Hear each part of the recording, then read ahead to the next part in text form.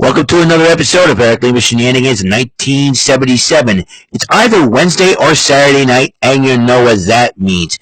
It is time for your All Elite Wrestling Event Center report. And now here is the man to give you that report. He is All Elite, Eric M. Lima. Thank you very much, Mr. Announcer, sir. Well, hello there, everyone. Welcome to yet another episode of Eric Lima Shenanigans, 1977, episode number 2072, and we're talking AEW Dynamite, the final Dynamite till Revolution this coming Sunday. Ladies and gentlemen, it's been a March Madness, all right, for professional wrestling. And I'll tell you one thing, the WWE is going through a more March Madness in the first 4 days in the WWE. We saw John Cena turning his back on the fans after 23 years of hustle, loyalty, and respect. Decided to sell his soul to The Rock for a championship match. Then you got Io Sky becoming the new WWE Women's World Champion, giving her a grand slam.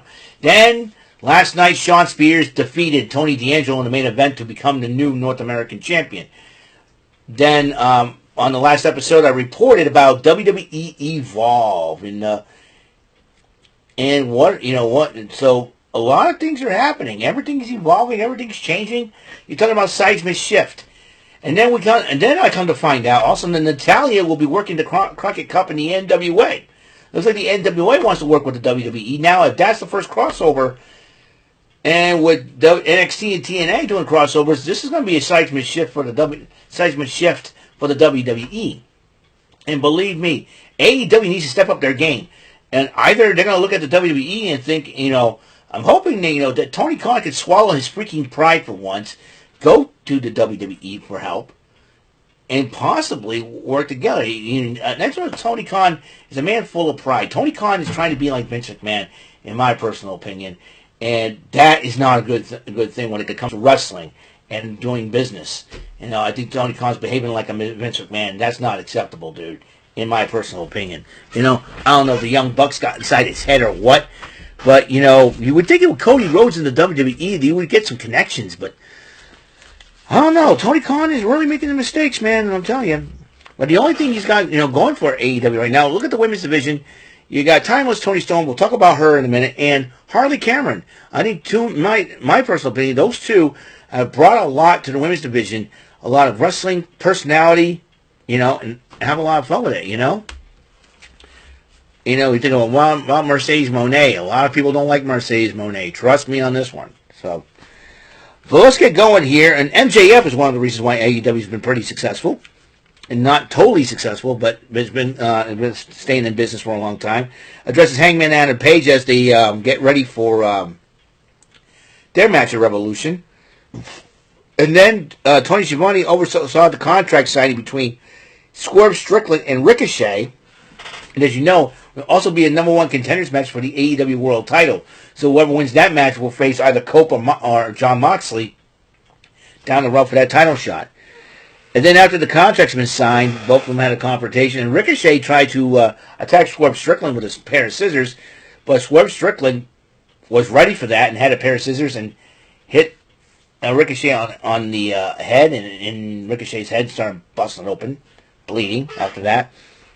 Meanwhile, the first matchup for AEW Dynamite was an 8-man tag match. It's Will Ospreay, Mark Briscoe, Orange Cassidy, and Powerhouse Hobbs to face Brian Keith of the Learning Tree and 3 members of the Don Callis family, Mark Davis and the Murder Machines. That's Lance Archer and Brian Cage.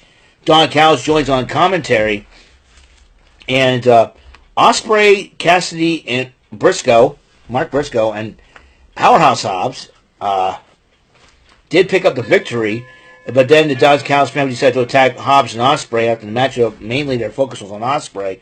Kyle Fletcher comes down and attacks Ospreay with a steel chair. Mark Davis tries to stop Fletcher, but then Fletcher and Callis yell at him, and they made him attack Ospreay with the steel chair, and Kyle Fletcher hurts Ospreay's shoulder with that steel chair. Kyle Fletcher is a coward. He's a young man, and he's got his life ahead of him and all that. He's got a super future ahead of him. If you want to get a brighter future, stop being a coward and fight Will Ospreay like a man. That's all I'm going to say about that. Don Callis, keep it as a continuation with the Don Callis family. Don Callis and Konosuke Takeshita addressing Kenny Omega. Omega responds to Callis and Takeshita. A little promo about the AEW International Champion. We shall see what happens in that matchup. And so there's that. Also,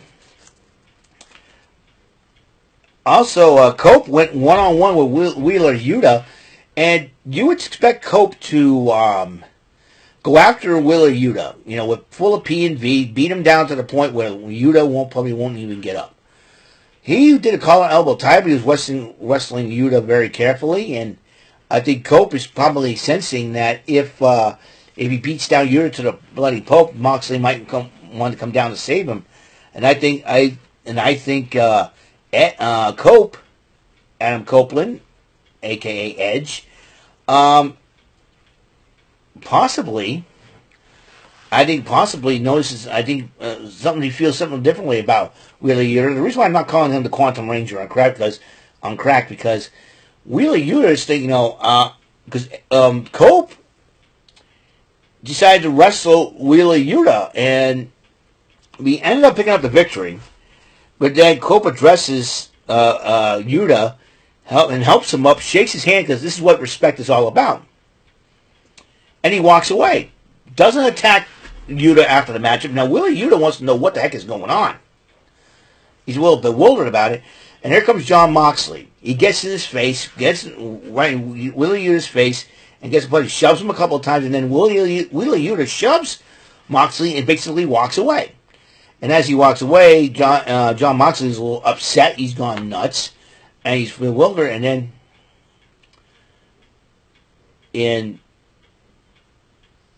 and basically Wheeler Yuta's walking away. And, Moxley goes after him and says, keep walking. And Wheeler Yuta says, I'm going to keep walking. And I think Wheeler Yuta's being frustrated being the whipping boy for the Death Riders. And as he walked away, and he said, the next time I see you, and then he addresses Cope and says, well, I'm all alone now. You think you stand a chance you can beat me now? Who knows? Who knows what's going on for Moxley's mind? That's for sure. The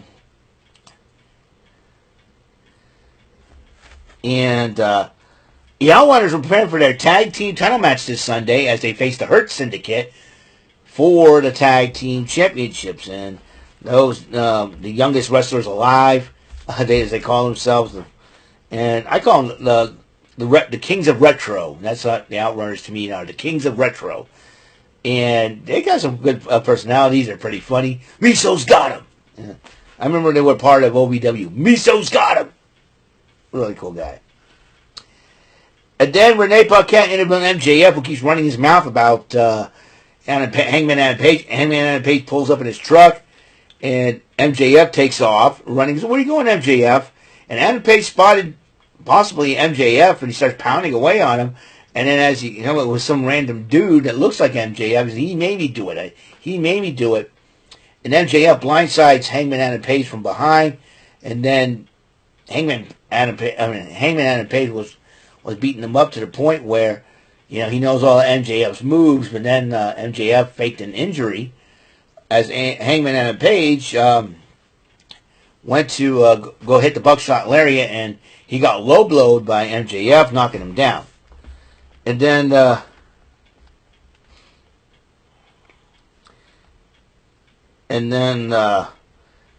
afterwards, after MJF hits him with a heat seeker, he decided, I want to prove a point. And then MJF decided to he's got some lighter fluid and a candle. He's about to pour it on Hangman Adam Page and burn him.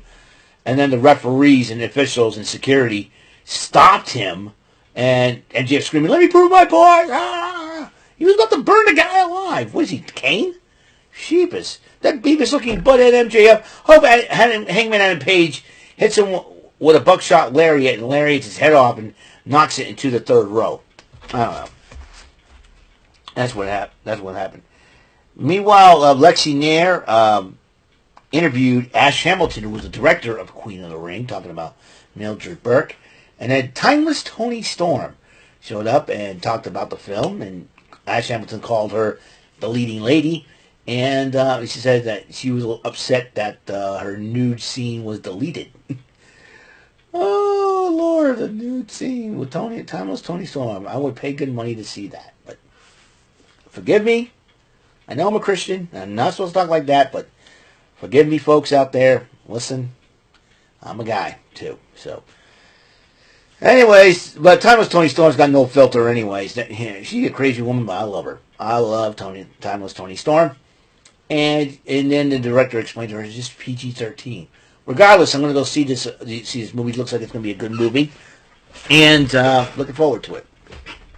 And then the women are trying to get some action. Chris Statlander and the Thunder Rosa went up against Megan Bain, a.k.a. Megasis, and Penelope Ford. And Ford and Megan Bain ended up picking up the victory. And then Renee Paquette interviewed Mercedes Moné about her thoughts on Momo Watanabe as she faces Serena Deeb. And as Momo Watanabe prepares herself in a matchup for the TBS title against Mercedes Moné at Revolution. Meanwhile, Max Caster addresses the Sacramento crowd, issues an open challenge, and Jay White comes out. They had a short match between Max Caster got beat 0-3 in open challenges. Max Caster, he does a lot of this. He doesn't know. You know, Max Caster used to be a rapper, so I'll tell you what. He reminds me of a Run DMC song. You talk too much, and boy, you never shut up. I'm telling you. Man,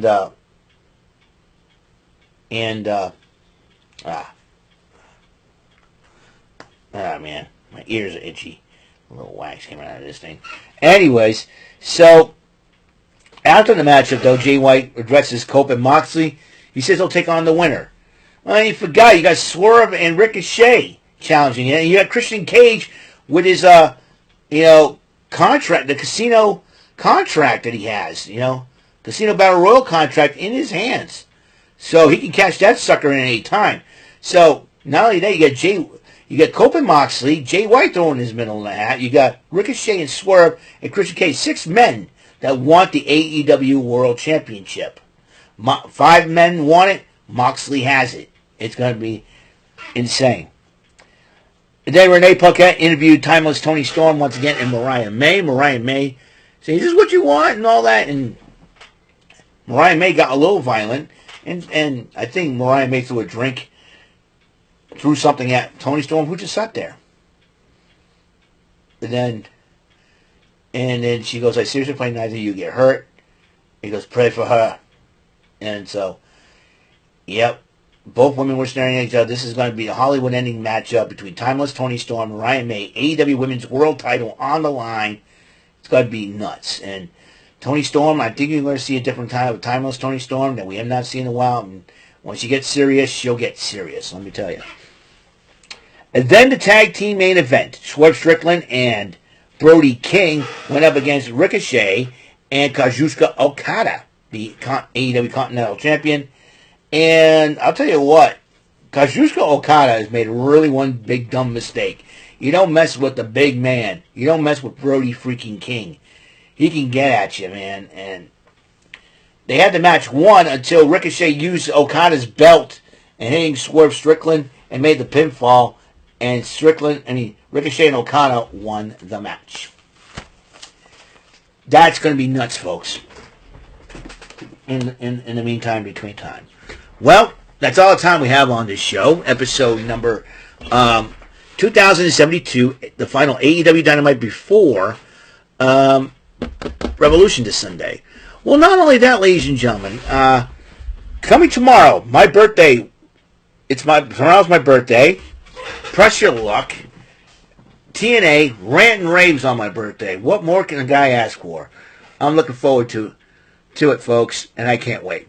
So, I'll see you guys later on, and thank you for watching. And until the next episode comes rolling around, Mr. Announcer, take us home. That is all for today's episode. This is your announcer speaking for Eric Lima Shenanigans of 1977. A Big Beefy E, do it for Bob Saget Productions, and in association with a Raven Bofa Telepictures and Distribution. Thank you for watching today's episode. Tune in next time for another episode of Eric Lima Shenanigans of 1977. Goodbye for now.